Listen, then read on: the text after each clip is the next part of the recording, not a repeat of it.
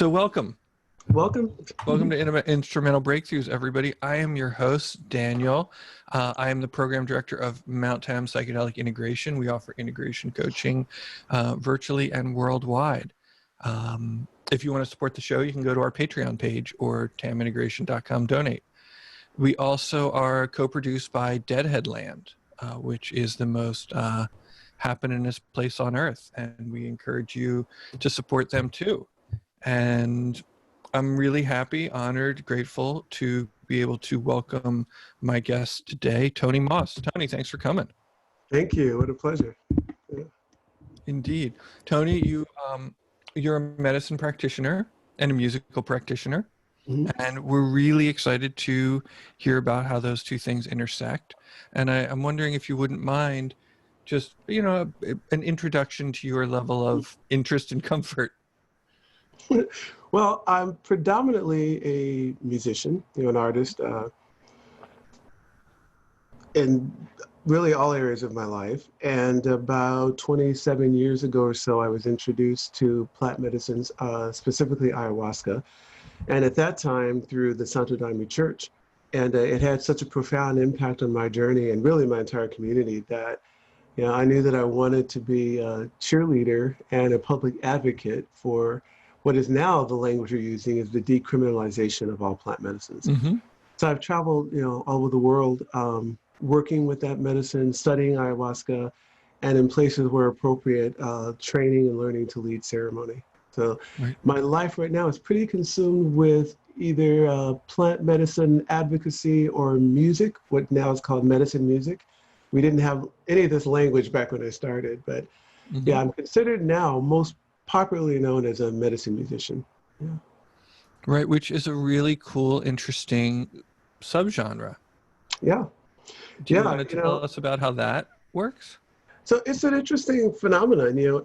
Medicine music in quotation marks has always been around. I would say probably specifically without this title, it was probably born in the 60s, really, as music that either was born from psychedelic entheogenic experiences or was created specifically for that work.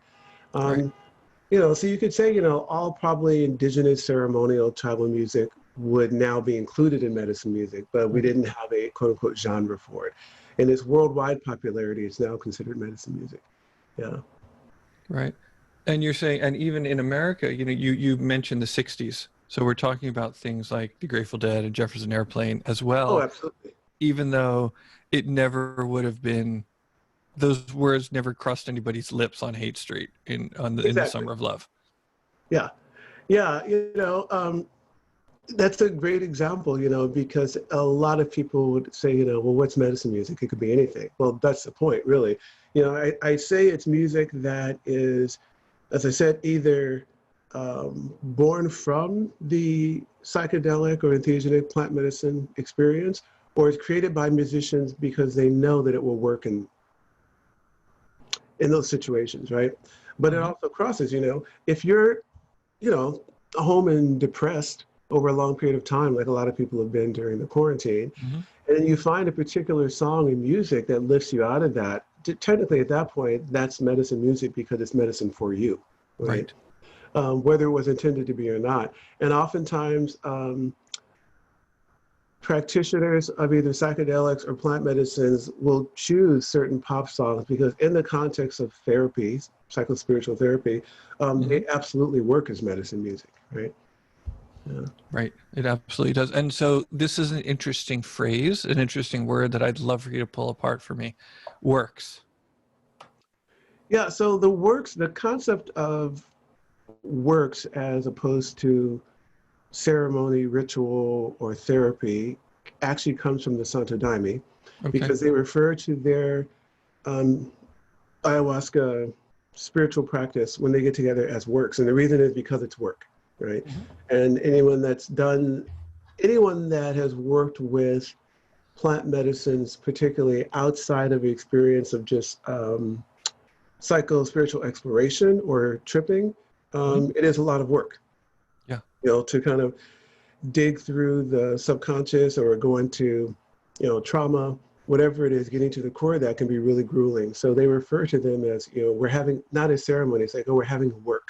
So that's where the term comes from. And it's really appropriate. It's interchangeable, because now I don't practice regularly with the Santo Daime Church anymore, although forever a member because I love them.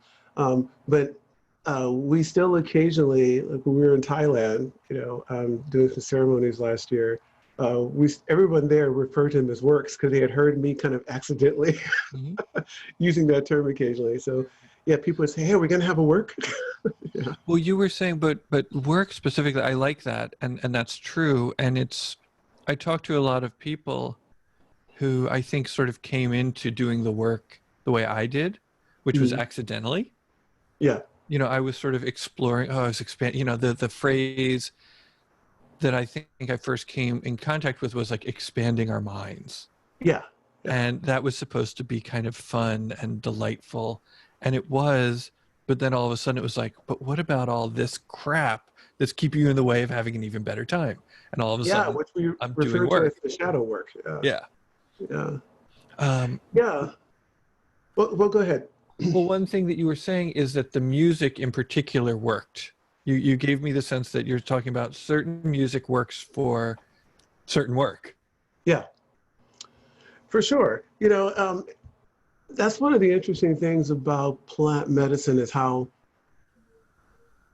plant medicine music is how tailored the music needs to be and can be for each type of medicine that you're working with. Right. And so anybody that's done this work knows, what works for an LSD, or mushroom, or for that matter, MDMA session wouldn't necessarily cross over very well into an ayahuasca session, right? Okay. And a lot of them do, but for the most part, depending on the kind of realms and states of consciousness that those substances move you into, a good practitioner, through experience and intuition, knows which music is going to work. And for anybody that doesn't know, anybody listening to your show probably does, that the music is really, if it's present, it's what's dictating the journey, So it can, a really skilled person can use the music to kind of, initially relax you, move you into a safe space, then kind of slowly start to move you into, some uncomfortable territory. But then once it's there, the right music can actually, I say in a good way, irritate, and kind of shake you so that you can get into those areas that you might be holding on to, and don't voluntarily open the doors to, right? And then once there, music can kind of like help you explore those territories, and then it can bring you back, Right. And for a period of time, just kind of have you floating extremely non-suggestively, in that space, and then kind of call you home. Yeah, so it's really, it's an area, a lifelong study for me. One of my most, favorite things actually is the intersection of music and psyche and spirituality and science. Can you share with us maybe one or two of your aha moments around this?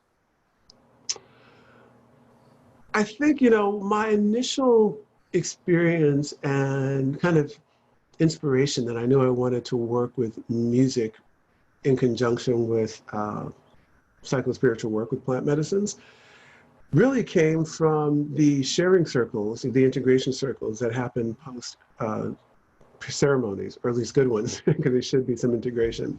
It was hearing the amount of people sharing about how in just the right moment, the exact right lyric would show up, or just the right song, like they say, oh, I was right on the edge and I could feel, there was going to be a breakthrough, but I couldn't have it. But all of a sudden this flute thing started, and it was like, it was ripping these doors open, and, all these different experiences people have, and I remember being in this one ceremony, and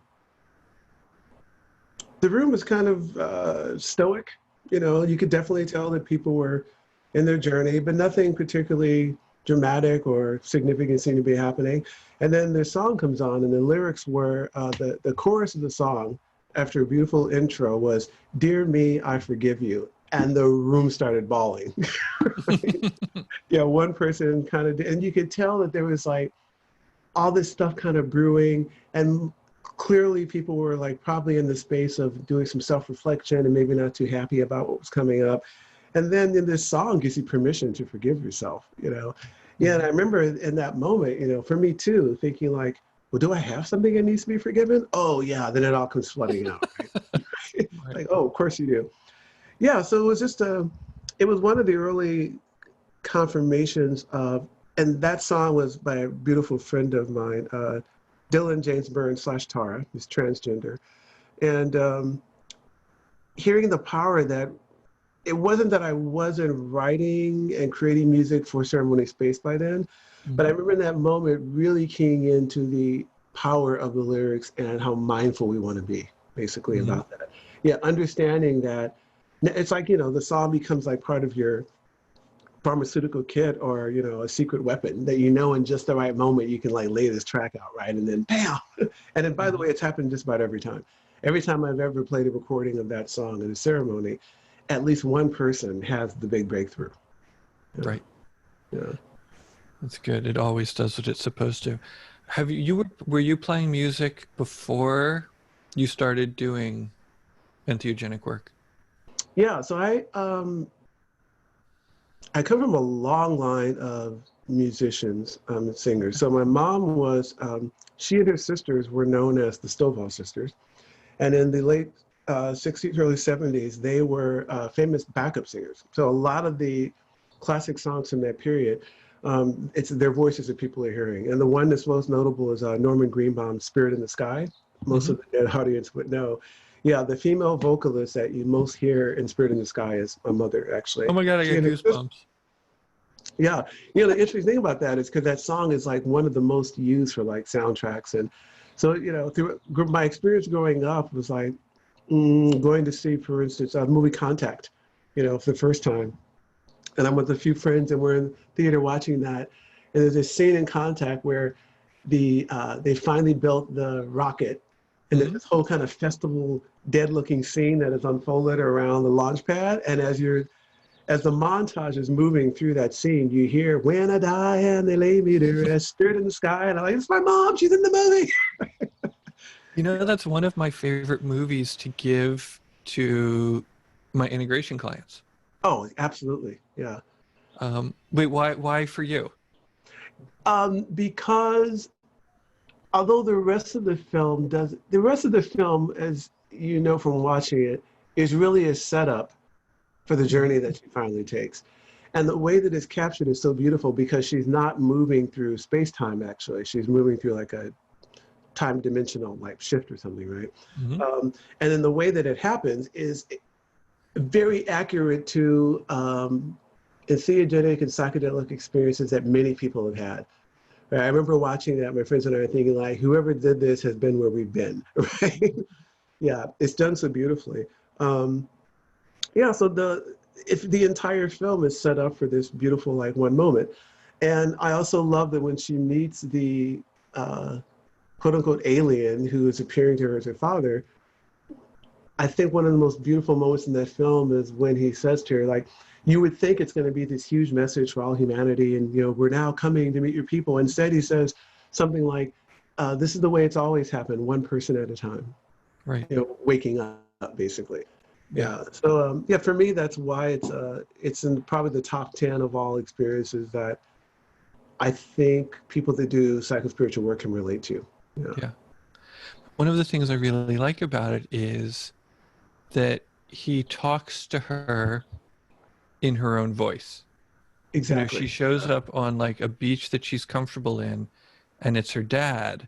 And then at one moment she's like, "Wait, you're not my dad." And he was like, "Yeah, I'm just picked this form so it would be comfortable for you." Exactly. And I feel like so often we get messages from like our deep unconscious or subconscious that can't really use language in the same way, so they use familiar symbols. Yeah, and this, what you just brought up is something that comes up so often with ayahuasca work, is people questioning, you know, question I'll get in public talks often is, well, is what we're experiencing in an ayahuasca session real? Right? Are the beings real? And my question always is, what does it matter? Right? Right. And what I mean by that is, you know, similar to what you were saying, you know, language is a human construct, of course. And, you know, the reason why 12 people can have the same experience but look very differently is that the higher self or God or spirit or cosmos, however you cognize that, needs to speak to you in symbols that make sense to you, Right. right? Yeah, so pulling from your, subconscious and kind of psychic archetypal terrain of images and influences, it makes perfect sense that it would be that way. Yeah, so you're right. That's what's beautiful about that moment is they make it really clear to her, like, probably we actually have no form. We're just an awareness and a consciousness, but this is what would be familiar to you for us to be able to have this conversation. That's very similar to an ayahuasca experience. And the thing is, if she had kept talking to him as if it was her dad, she would have missed the point. If she was like, Exactly. no, you're my dad. Exactly. Yeah. But people, sometimes read into their experiences literally. Hmm. It's Yeah. like, no, you don't actually have to build a physical temple.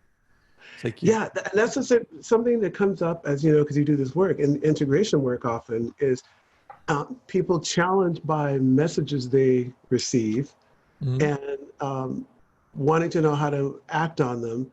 And the challenge is that they're not sure if they should take them literally or not. And I almost always in those situations say, I'd give it a few days. Right.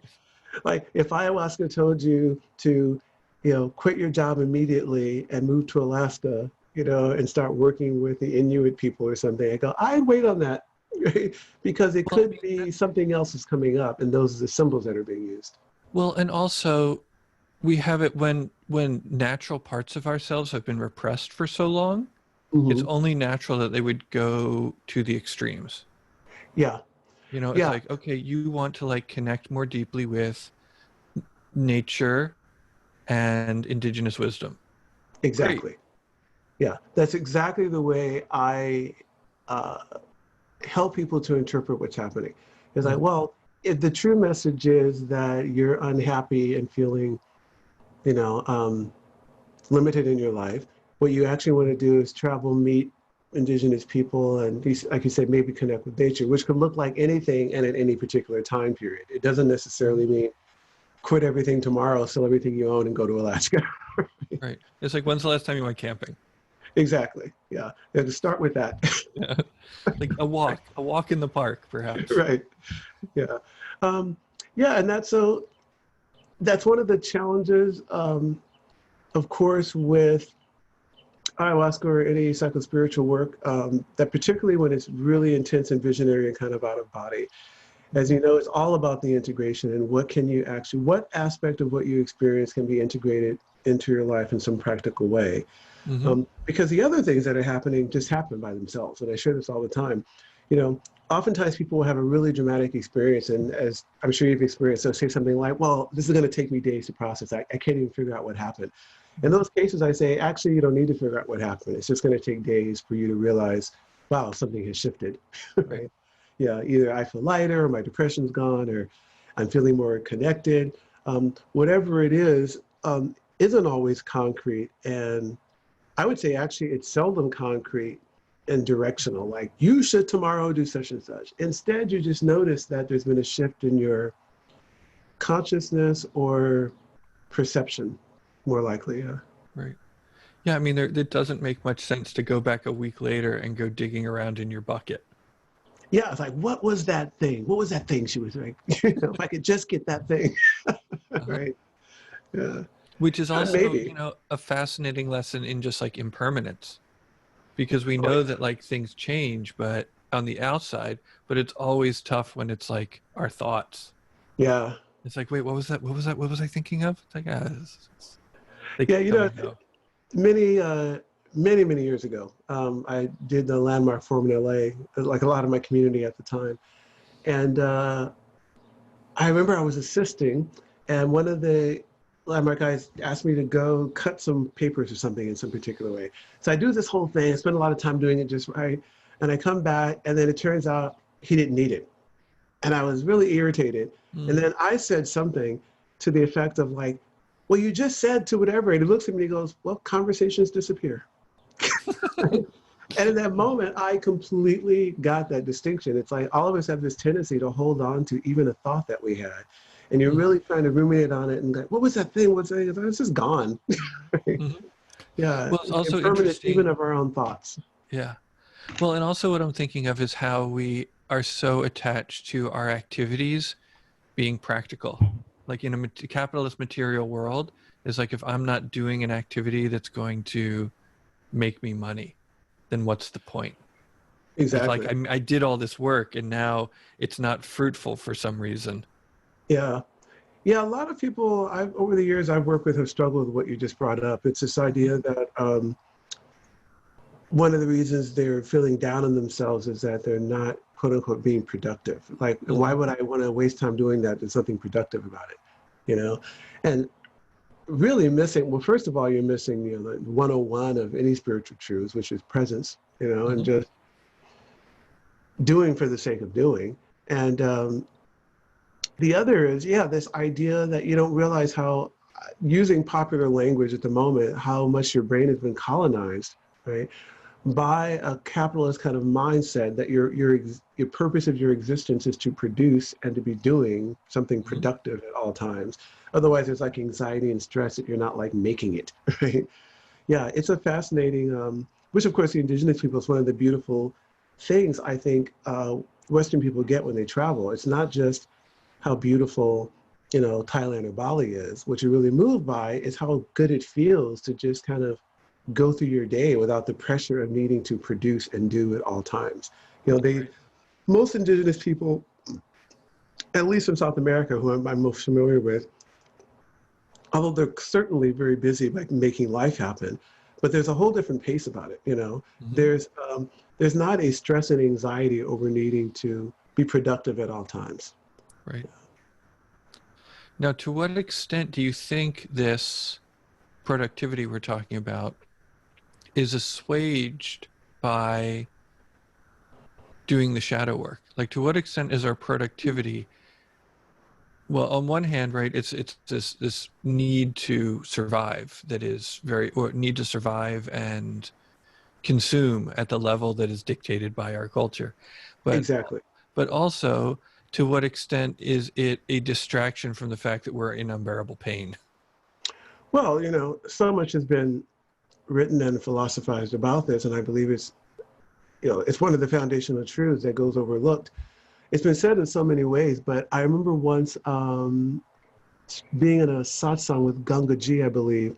Someone brought up a question similar to what you brought up, and she said to the person something to this effect. She goes, if you look carefully, everything you're doing every day is actually a distraction, right? It's all a distraction from death, right? Meaning a distraction from stillness and doing nothing, right? And I believe foundationally in our psyche and underneath, that is what's happening, is that there is this, I must constantly be doing and involved in something, because if I sit still, there's nothing. Right? And particularly in Western culture, like nothing equals death. Right? It's like, yeah, so I think it plays with our psyche in that way, that you're a loser and accomplishing nothing and contributing nothing to society if you take 4 days off and just hang out in your house and actually like look at everything that's in there, right? Which, interestingly, I'm referring to a classic kind of LSD experience, because that was my introduction to LSD. A friend gave it to me on a sugar cube. I'm an adult by then, right? And I didn't know what to expect. What year are we talking? Oh, I was like 30 at the time. It was very conservative up to then. Right. And yeah, I think I only even did, the LSD wasn't even a I'm going to trip kind of conscious moment. I was on a little sugar cube in my fridge. It's like a birthday present from the year before. And I remember pulling it out and thinking like, oh, that's right. She gave me this thing and I have today off. Well, poof, I plop it in, Then I remember sitting on the couch, this classic, and kind of thinking like, well, nothing's really happening. What's the big deal? And then I'm looking at this, I had a goldfish like bowl sitting next to the couch, right? I'm looking at the goldfish bowl, and then suddenly I realize like, that's the most beautiful thing this experience offers you. I'm suddenly like in the goldfish bowl, like, you guys are spending your entire life in this bowl. What is that like? So, and then I realized that, oh no, something is definitely happening. Well, I'm telling you, I spent probably it made me think of what other things are in my field every single day that I don't actually look at, right? So I literally spent the day in my house, like crawling under tables, right? Looking at things, really looking at plants, looking at art that I had, questioning it. as simple as that sounds, it gets to the heart of what we're talking about. There's, I can't think of anything else that would have caused me or inspired me to slow down Right. and actually get present to where I was actually physically living, right? Mm-hmm. Because you could spend an entire day looking at everything in your house and actually contemplating it. Where did it come from? What's its story? Why do I have it? What comes up for me when I look at it? For me, that was a huge mind and perception shift that was permanent. It wasn't like I was just tripping. It changed the way I related to reality from that moment on. Right. And it's an initiation of sorts. Yeah. Oh, very And much so. Yeah. and so what you are saying is sort of challenges the myth of what you said before, that if Yeah. I sit still, that there's nothing. Exactly. Where in fact, when I get quiet, Everything.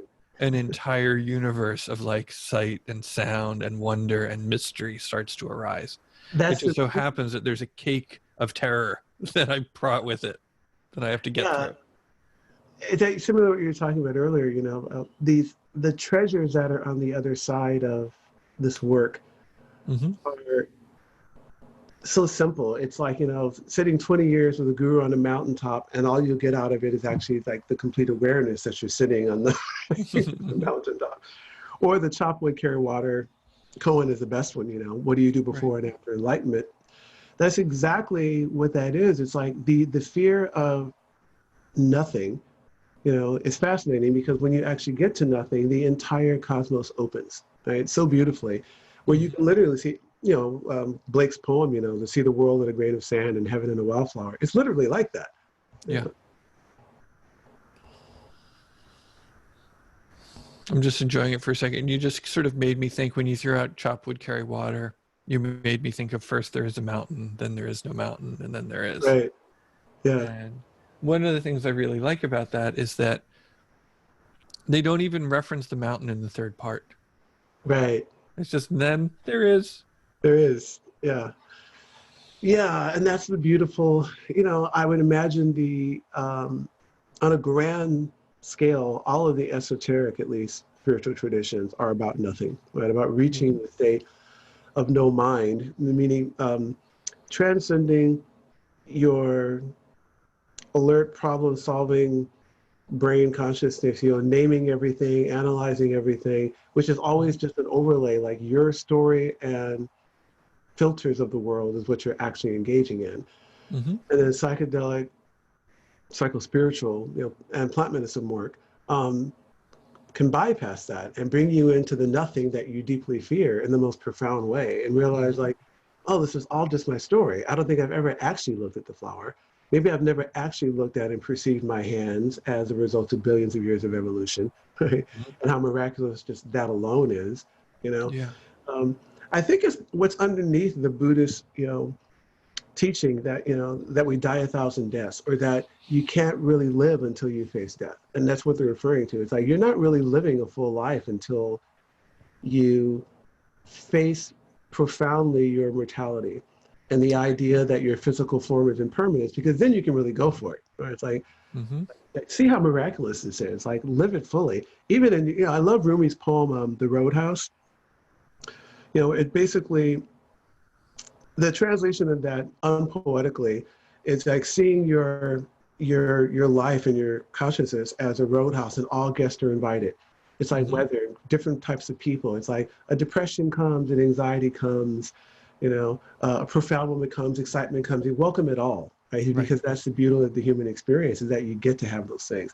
The challenge is getting lost in any one of those states, whether that's an ecstatic, blissful, I'm no longer grounded state, or the world is a horrible place and I want to kill myself state. Right? Those polarities, neither of them work as a constant, as we know. Right. Right. Yeah. And then even, there's a story where the Buddha does this too, right? With Mara. Yeah. Where he's giving teachings. He's got, he's doing this tour. He's on tour giving tent revivals of Buddhism, of the Four Noble Truths. Oh man, I hope he plays the Eight Hindrances tonight. And at one show, like Mara, the architect of the ego, and we gotta circle back to the ego. Yeah. Always shows up, and his attendants get really upset, and they're like, "Oh my God, the devil is here! Should we kick him out?" And the Buddha's like, no, we go way back, invite him to tea after the show. Absolutely. And so just Yeah. like the Roadhouse, he welcomes this, the most problematic entity in the universe to have tea, Yeah. and they chat. And, sure enough, at some point in the chat, the Mara says, hey, I just joined this multi-level marketing thing. I think it'd be really good for you. You'll get a car. You can make $10,000 a month. It's going to be really good. That's And great. he's like, nah, I'm good, man. Thanks for stopping by, but I'm good. And he doesn't let the hooks. He sits with him, but doesn't allow the hooks to get in. Exactly. Yeah. Yeah. Um, That, and the shadow work is so much like that. Being willing to just be. Well, we often use my team and I, when we're traveling and doing this, on the opportunities where we can actually just really focus on ayahuasca work, which is like Costa Rica. One of the things we share as the most profound tool for navigating the ayahuasca experience is to be the observer, right? mhm. And what we explain is, as opposed to, any psychedelic work, as opposed to over-identifying with what's coming up or resisting and trying to run from it or overanalyze and make sense of it, you just observe, right? Just observe everything, because in that place, you're actually starting to identify more with the awareness and the observer of experience, right? And then there's so much to be learned about your psyche, your culture, like all of your conditioning, right? As opposed to every time something comes up, it's like, oh my God, I knew it. I must be cursed. There's that thing. There's my shadow. Ah, right? And then Right. if you're just observing, you're like, whoa, I never saw that the connection between that and that and that and how it unfolds into this.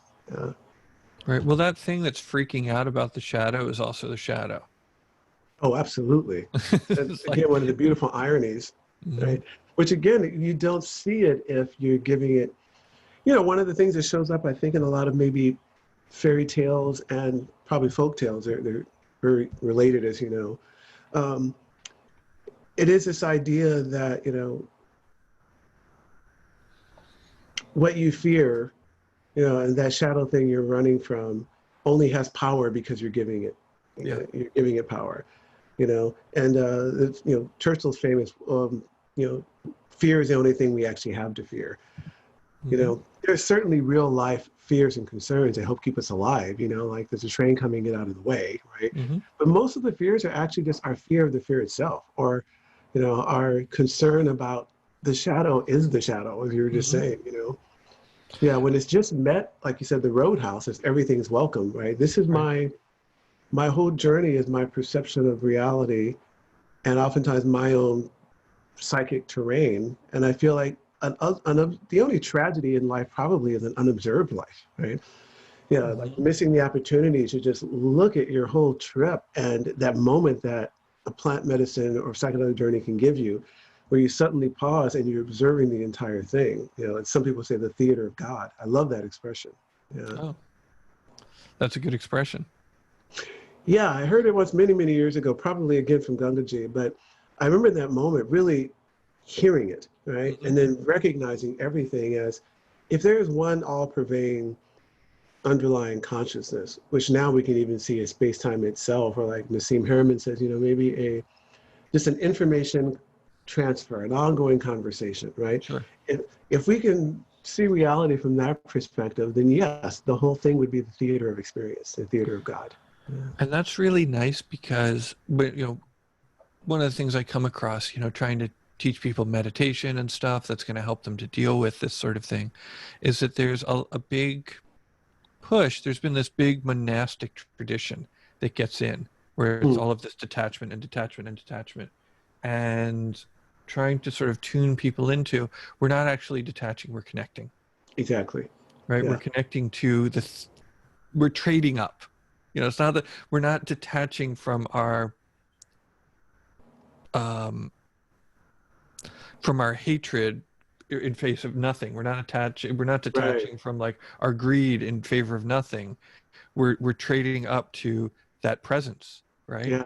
That we're talking about, which ultimately, is full of like great compassion and love and Oh yeah. wonder, Yeah. which is Very recently I was in a ceremony, and to the ceremony start by each person sharing their intention for the ceremony. Like what it is they would like to Mm-hmm. get out of it, what they're doing there.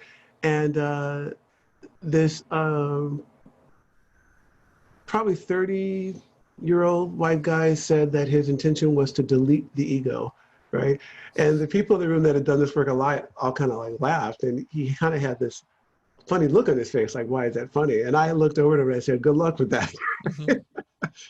And people that have done this work know where I'm going with this. It's like, hey, look, the ego is not there to be deleted, right? You might as well die then. That's like the thing about being so blissed out and ungrounded at all times that you can't actually Mm-hmm. function in the physical world, right?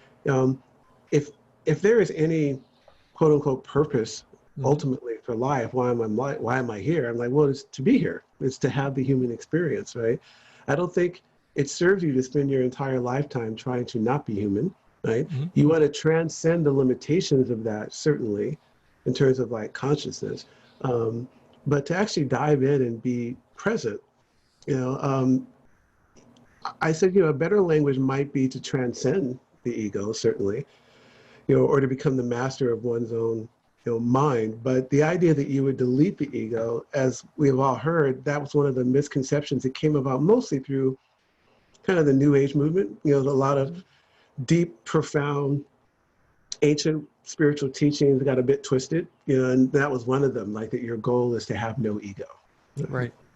Well, Yeah. I've also, I've investigated people who say things like that. I have to kill my ego. I got to get rid of it. And when you poke and you prod, what I've come up with is that people's definition of their ego is stuff about me that I don't like. Yeah, exactly. Shadow. So it's like, yesterday I was in my ego and I watched television all day and ate ice cream. But the day before that, I was in spirit and I went to yoga and listened to kirtan. And it's just like, you're not, that's not, Yeah. people don't know what they're talking about. That is such a beautiful example that I want to remember, because again, it's the actual, takes us back to the chop wood, carry water, Cohen. Mm-hmm. You can be completely conscious and spiritual and sit on your sofa all day, eating ice cream and watching movies. Mm-hmm. And you can be, as we often say, some of the most ego-driven people I know are yogis, that are just obsessed with their new identity as a yoga person. Right. Yeah. There's can be deep control. And really what you were saying, you were talking about in the medicine work, the idea is to become the observer. Mm-hmm. But the thing is like, we don't have a choice. Like, we are the observer. Like, we are essentially spiritual beings sitting on a couch watching bad television. Like, there's no choice about it.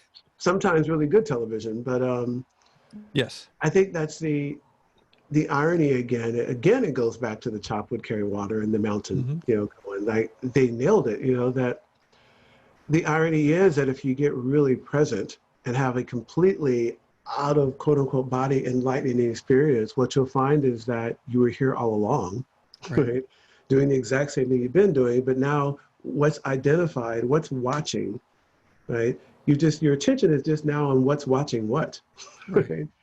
Yeah, and it's beautiful, and I think it's necessary. A lot of spiritual teachings I've come across over the years have pointed to some version of this, that on one hand is completely unnecessary to go on a journey to the Himalayas to find your enlightenment. And at the same time, we do what we must. Right. Yeah. Well, it reminds me of another children's book. Oh, yeah. We were talking about Green Eggs and Ham earlier. I don't know if that was before. Oh, yeah. There's a book called Are You My Mother? Oh, sweet. I don't know that one. That basically reads just like The Alchemist. So this bird falls out of a nest and starts running around. For those of you who don't know, I've got a 7-month-old and we read children's books. Exactly. So he runs around and asks everybody he sees, are you my mother? He asks the dog. He asks the cow, are you my mother? And so he runs all over like trying to find mother, right? The great mother. And then he finally wanders back to the tree and she was there all along. Yeah, exactly. Yeah. Yeah, and going back to ayahuasca work, I would say the most universal common experience that I've seen over the last 25 years is people having an experience of the great mother or Pachamama or Gaia speaking to them. you know, and basically the experience is something kind of what you're saying. It's like, I've been here all along, you know, it's like every time you pick up a cup or engage in anything, like all of this are gifts from or aspects of taken from the mother, you know? Yeah. Yeah, and to just suddenly have that awareness that the thing you've been either running from or looking for your entire life was there the whole time. That's the labyrinth that we talk about, you know, that, which is why, you know, the main teaching of non-duality, Advaita, is stop the search, right? Yeah. You know, they go, if we only have one teaching, because they say it's not really, in fact, it's referred to as, you know, the final teaching, because it is no teaching, as you know. It's like, just stop everything, right? Because the actual idea that there is something to be found, that if you keep searching long enough, you'll find it, is what's keeping you from finding. I had a teacher once, non-dual teacher, who would say the public works program of me has ended. Like Great. all of Yeah. the self-improvement and, you know, all of like the beads and going to yoga and wearing the sacred clothes. He was like, none of that. I don't like what does that have to do with anything? You just, Yeah. you can knock it off, and just allows the ego, as it were, to just sort of run its program, because it doesn't really have anything to do with who you are. Yeah, it's so beautiful, you know, just like you said, you know, to, you know, you've probably seen it. There's a famous little cartoon. I forget which book it's in, but it has a little guy sitting, he's sitting in yoga position, and he's surrounded by like 200 little spiritual things, beads, incense, icons of all kinds. And in the bottom it says, okay, I'm ready. You know, and it just speaks volumes, and it's hysterical, you know, that, well, you reminded me that many years ago we went to Peru to study with Shipibo for the first time. And the curandero who was leading the ceremony, you know, we're about to start, and he has on his regular clothes that he had, you know, at work. And so my best friend and partner in the work we were doing at the time says to him, "Hey, Caesar, how come you're not wearing the bracelets and everything?" And he turns and goes, "I will if you want me to." Yeah. And I was so glad that happened right after meeting him, because I realized, despite my intellectual preparedness and understanding of how Western people romanticize, Right. you know, indigenous cultures, I realized we were still doing it, even though we knew better. Yeah. And it broke that illusion for the rest of the trip. I'm like, that's all my idea of like what shamanism would be or should be. Really, these are people that live this every day, right? And they do ceremony on a regular basis. And every now and then they might wear the tunic, but for the most part, they were just in what we saw them in all day long. The work wasn't about any theater, right? And show, it was about doing it. Yeah. Yeah. It's an invisible asana. Absolutely. Yeah. You reminded Yeah. me of a Ram Dass story. Oh, which one? Ram Dass wanted prayer beads, and he told Maharaji that he wanted prayer beads, and like he was envisioning that he wanted, like he had been tracking everybody's beads and comparing, and he knew like who had the coolest beads, and he knew like the beads that he wanted, so he would feel super cool doing it. And Maharaji was like, well, you need to go to this market in Haridwar, and there is, you know, all the way in the back, there's this Baba, you know, there's the Shiva Baba, and you'll talk to the Shiva Baba, and he has like just the right sacred malas for you. And, you know, so he gets in, you know, a truck or a cart, and he takes this 1.5-day drive to Haridwar. And it's this whole big pilgrimage, and he's chanting the whole time and doing this whole big thing, and he's looking around for Shiva Baba, and it's like he just knows that these are going to be the perfect malas. And he gets there, and there's this kind of coarse, loud, obnoxious guy, and he pulls out, he's like, oh, Maharaji sent you, okay. And he pulls out these kind of garish, ugly big beads that are orange, and they're painted Ram on them with green. And he was like, okay, these are the malas. And he was like so disgusted and distraught. And like, you know, he realized what Maharaji had done to him. Yeah, exactly. That's classic, you know, like particularly for Western people, but anybody, like using, breaking through.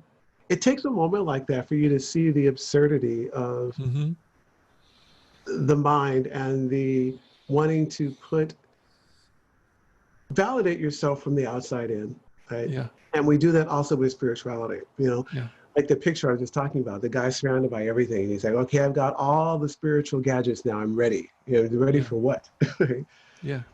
And it, I Well, and want then to the make it question clear, is, like, who's ready? that's the whole question. And I think that's the beauty of, thank you for sharing that. The beauty of that cartoon, when it's really contemplated, is exactly that. What's ready for what? Who's ready? Mm-hmm. Um, I think it's one of the most, well, I want to qualify by saying all of those things are beautiful. The practices and the mantras, the scrolls and the Tonkas and all the spiritual art and incense, they're all beautiful practices that, one of my teachers say their role is to help wear down the ego, Right. right? And they're really just a practice to help you switch from one consciousness or mindset to the other, right? So in and of themselves, they're nothing, and you get that. But as a practice and a tool, the example I think of actually is an altar, Mm-hmm. like you don't need to have an altar in your house, of course, but having one is that reminder. It's like, oh, yes, this is the place where I'm honoring this aspect of self, right? This statue of Buddha is not the Buddha, but it reminds me of Buddha consciousness, right? I think that's the beauty of them. And again, the duality that you don't need any of it, but they can also serve as portals or reminders, right? That is the beauty, yeah, but not needing to go, on a 20-mile sacred journey to find the perfect malice, blessed by this particular Tibetan monk. Yeah. Yeah, because you have it, it means somehow there's an extra, pass, right? Mm-hmm. Or key to the divine because of it. Yeah. Yeah, I was at a Zen place, and there were these, it was Zen monks and stuff, and their thing there was multi-tools, Leatherman multi-tools. Mm-hmm.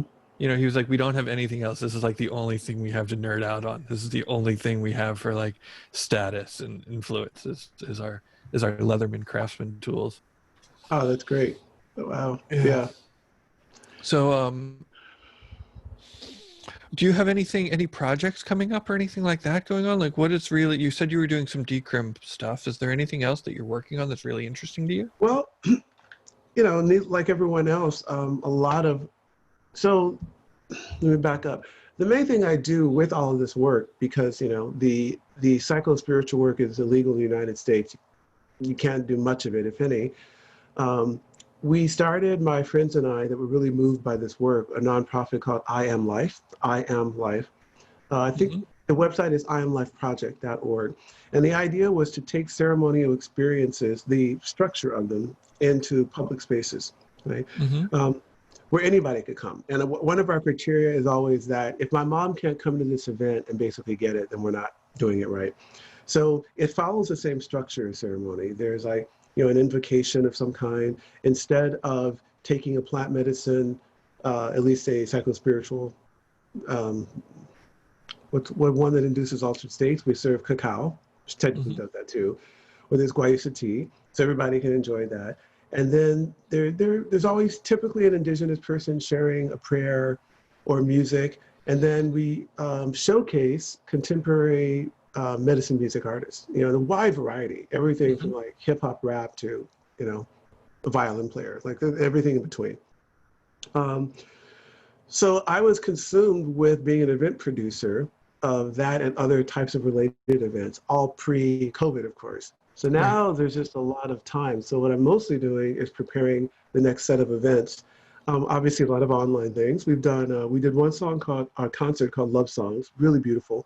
Thousands of people watched that one. And we took some of the kind of core medicine musicians in our community that people are aware of, and obviously did the one at a time on screen. So there's a couple more things like that coming up. I've been focused more on this, podcasts I don't normally have time for, and writing new music, of course, preparing to release a few new tracks. So what you brought up, very timely, is of course now we're in the midst of everything else that's happening, the Black Lives Matter, movement.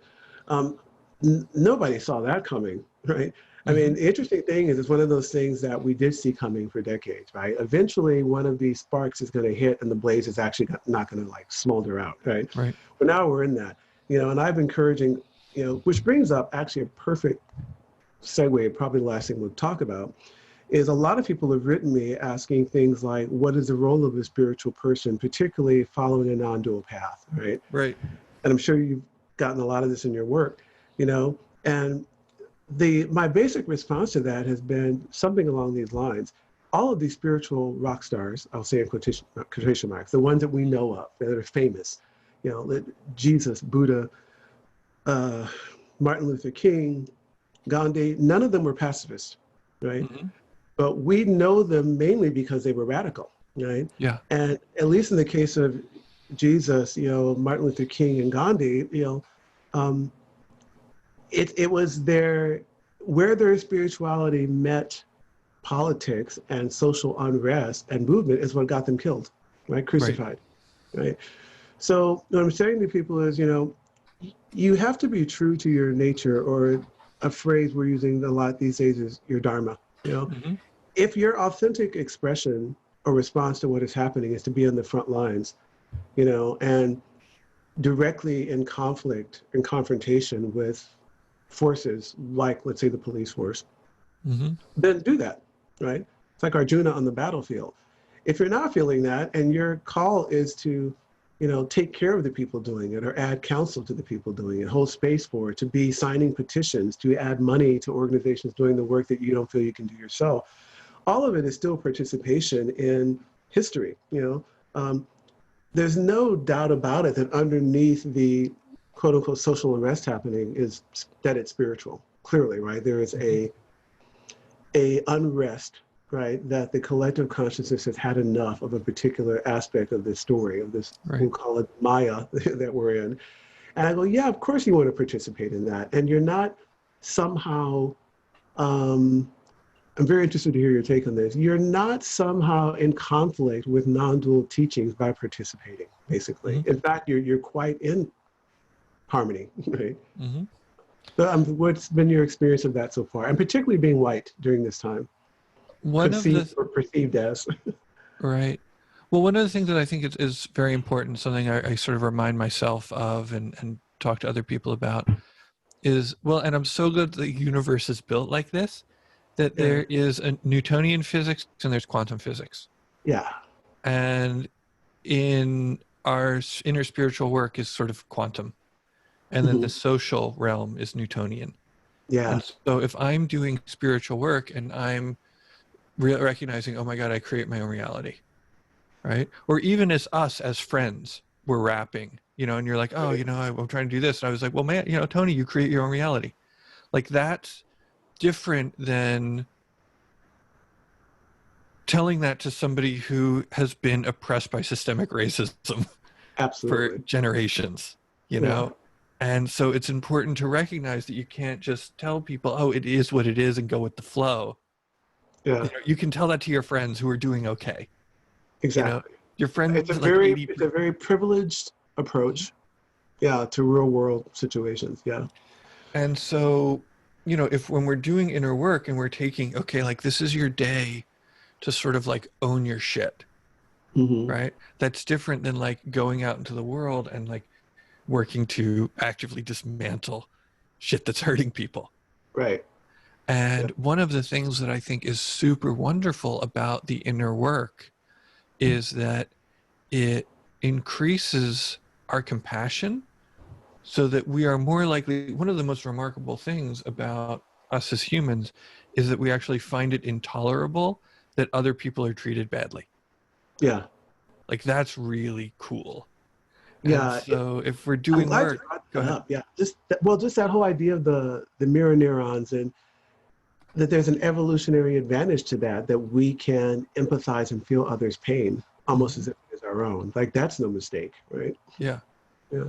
Yeah, that it's excruciating to like Mhm. recognize, you know, and then people who it was outside of their field of vision because the Right. system is designed to protect people from having to think about it. Exactly. Yeah. You know, and And talk about, you know, the bringing this into this idea of the shadow work and even the observer, mhm, and then where that meets this idea of non-duality and participation. You mhm, know, the it is the lack of awareness and connection that would even lead us into situations like this, you know, that we have decades of, you know, a particular behavior that has led to institutionalized and systemic racism. And as spiritual people, it's like, well, yeah, we're creating this as we go along, this reality. And I don't want to live in a world where a section of people is, you know, constantly oppressed and brutalized, you know. So as a spiritual person who recognizes, and like the Buddhist, wants to do what I can to relieve suffering, it is almost actually more of a responsibility to find some way appropriate, whether it's purely from spiritual inner work or physically going out into the world, you know. I love that, you know, Newtonian or, you know, quantum physics, you know, that the interesting thing, if you look at it from that, is that perspective. I like the work of Nassim Haramein, how he's talking, Haramein. Man, my brain turns to mush. I just got to say, I just got to stop you because like I can't process Nassim Haramein. Yeah. I mean, please continue. I've just got to tell you that. Well, it's this idea that what's happening in the quantum world overlaps on all scales and eventually affects what we see happening in the macro world. Sure. So that if you're doing your deep inner spiritual work, right, you are positively having an effect on the physical world, right? Yes. So the idea that non-duality would mean non-participation, even on that level, doesn't work because you're actually wanting to affect reality, even when you're wanting to bring, you know, inner peace to yourself, right? So that's what I meant about the Dharma. It's like, whether that looks like you physically going to marches and bringing your beautiful, calm, centered energy there, right? Or wanting to calm the war symbolically by doing spiritual work and not participating to confrontation, it's all still involvement, right? And you can do it from a place of non-dual consciousness. Yeah. Right. Well, and a place from generating the, you know, when you say, you know, when we think about like the world we want to live in, right? Some of that seems to be vibrational. Like the way that the earth vibrates, the way that communities and the earth vibrates. And so when I think about being the change, some of that, you know, from a meditative perspective is like, what are the vibrations that I'm consciously generating with my body and my field? Absolutely. You know, and you brought up an aspect of what I was just sharing that was missing, and it's kind of like the work that the Institute of Heart Math does. You know, for anybody that doesn't know their work, it's worth looking up. Institute of Heart Math. But basically, in a nutshell, their research indicates that our emotional states get encoded into our electromagnetic field, which a lot of spiritual people call the auric field, and that field is in communication with all other fields. It has to be, similar to what Nassim was saying about information transfer, right? So yes, holding spaces of feelings of gratitude and joy and appreciation. If you're in that state, that is what's encoded into your field, and that's what's interacting, right? It's the conversation that's happening with the field around you, or we'll say the vibrations and the frequencies. So I love that idea, you know, that, and you've seen, I'm sure a lot of your listeners have too, some of the experiments they've done with, you know, 1,000 meditators, you know, in a peaceful state, affecting the crime rates in a particular area. You know, it's an example of what you're saying, where it shows up in real time. And again, where the quantum meets the Newtonian. And it goes back to also the music we play in ceremonies. Absolutely, yeah. We're injecting vibrations into the field. More than anything else, you know. Yeah. And the perfect example of that is the Icaros, the chants that the medicine songs, you might call them, that the Shipibo do. And all cultures have, indigenous cultures have some version of this. You don't need to understand what they're saying. It's irrelevant. You know, they have a very strong intent, right, when they're singing. And then what you're actually feeling are these vibrations and sounds coming at you, and they're moving through your body and unhinging things and unlocking things. And it's beautiful. And it's all about the sound and the vibration and the frequency. Yeah. Did you see the movie? Here's another one of my favorite integration movies, Almost Famous. Oh, yeah. Right. So there's an integration scene. Do you know the one I'm talking about? So like they have a big fight. So for those of you who don't, you guys know it. The band has a big fight, and the lead singer runs away and goes and does a bunch of LSD with a bunch of local kids. It's one of my favorite scenes ever, when he's on that roof trying to say something profound. Right. I'm on drugs. I like drugs. Yeah. Yeah. And but then the thing is like there was still, he had sort of tried to escape his reality. Like he was sort of not Right. consciously working. He was doing this psychedelic escapism. And then the reality, as he's coming down, the reality of his predicament comes crashing down around him. And Right. he's got to get back on the bus with all of the people that he ran away from. And they had to make a special trip to go get him because he had freaked out. And there's this tension in the bus. Like you can feel it in the audience, like this palpable tension. And then Tiny Dancer by Elton John comes on the radio. And then one at a time, each band member starts to sing it. And he realizes that they love him. Exactly. And that, like, you know, sort of the vibration is eased just by everybody singing Elton John together. And it's integration medicine. It's so there's so much written about, when I was studying sound in the realm of sound therapy, you know, music therapy. One of my favorite parts of that is what happens to the human brain and physiology when people sing together. The entrainment happens, you know, shared Good vibration. word. Yeah, entrainment. And I love that. And you reminded me of that in that moment, you know, like, that's why it's so important for not all ceremonial work, of course, but for the ceremonies that at some point erupt into, here's the songs we all sing together. There's something so magical that happens in that moment when everybody lets go of all their stuff and realizes this unity consciousness that I've been flirting with or getting glimpses of, you know, tonight in my ceremony actually shows up when I'm singing with all these people. Right. Yeah. Right. They call it darshan sometimes, right? You sing kirtan until Kali arrives. Exactly. And so suddenly, like, yeah, you transcend the limitations of your ego, and then you're just in the unity with everybody. Yeah, and then Kali comes and cuts through everything. I almost said Krishna, but Kali came out, you know? Yeah, it's great. Right, because what we're talking about, these are Kali days. Oh my gosh, yeah. You know, this is the again, this great mother being like, no more. This is not like, this has got to freaking stop. Yeah, you know, it's interesting because we're kind of hinting to this a little bit earlier. This idea that, again, the non-duality, consciousness versus participation. One of the things that's interesting is, I was sharing this with a friend, there's an appropriateness to how to apply these kind of teachings. And my example would be, you don't go to, you know, Black Lives Matter rally when everybody's really like going through their cathartic process and they're able to finally yell and release what's been stored inside. That's an inappropriate place to get on stage and do some teachings about, you know, non-duality. Right. Right. Yeah, holding space for that, for what it is, like the Roadhouse, inviting it all. It's like, well, there's a reason that this rage is here and it needs to be expressed if we're going to get on with things, you know. Yeah, holding space for that, you know.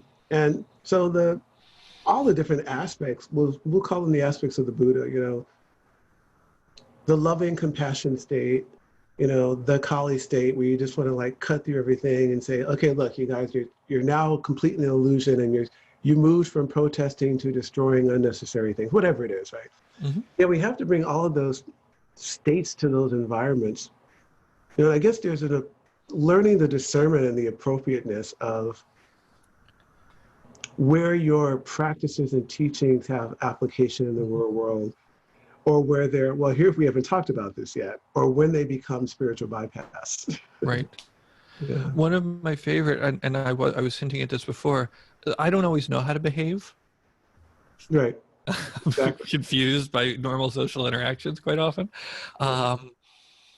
In the Yoga Sutras, Patanjali says, if you want to have a blessed mind, a calm mind, be friendly to the happy, compassionate to the sad, celebrating in the virtuous, and indifferent to the wicked.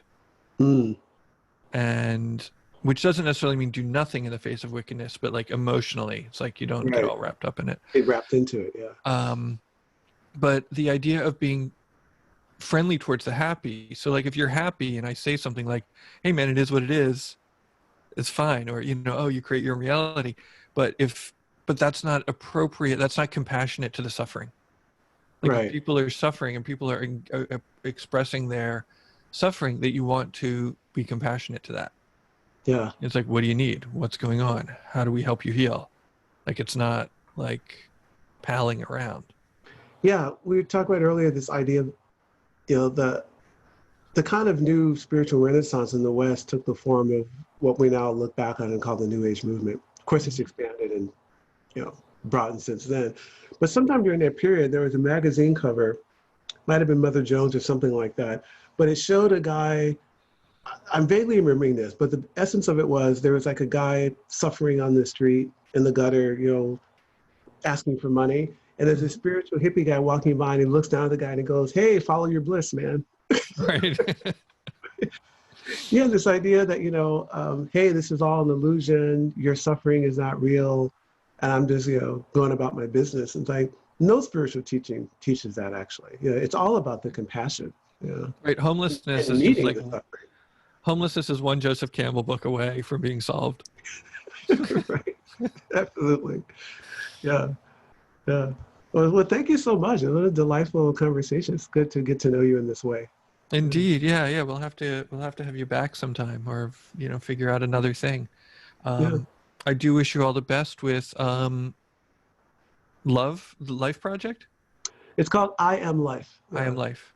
Yeah, and it's doing really well. We're on a break from the live events, but it's been good because it's allowed us to broaden into online presence, which in a lot of ways you're meeting more people, obviously. So that's been a fun transition for us.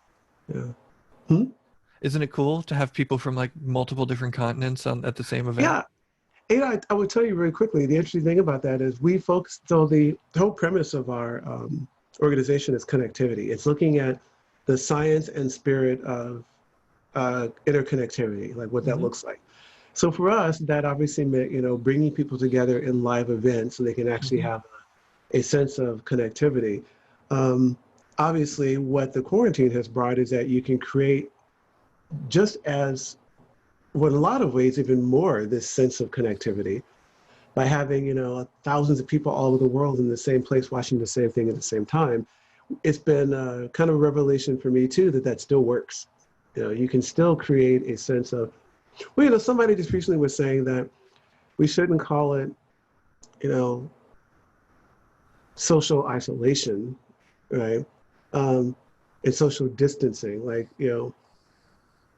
because that's actually somehow that term is not actually accurate, because even though people have been quarantining themselves and maintaining space, there has been even more connectivity in a lot of ways. Right. I'm more connected to my neighbors in my neighborhood now than I was prior to this happening. And a lot of people are having that experience. Right. Yeah. Yeah, it's like, oh my God, it's the apocalypse. I guess we should do online karaoke. Right. Or this idea of walking down the street and everybody knowing that we're having the same experience, meaning we're facing the same existential threat or concern, and we're wearing the mask for a particular reason. So I found, I've lived in where I live in Atwater Village 5 years, and I've met more of my neighbors and talked to them and connected with them since the quarantine started than I did in the whole 5 years before. Right. Because it pulled us out of our separateness for a minute. And we realized, hey, we actually all have a common something that we're sharing. And it made us actually recognize that we're neighbors, right? That we might have to have each other's back.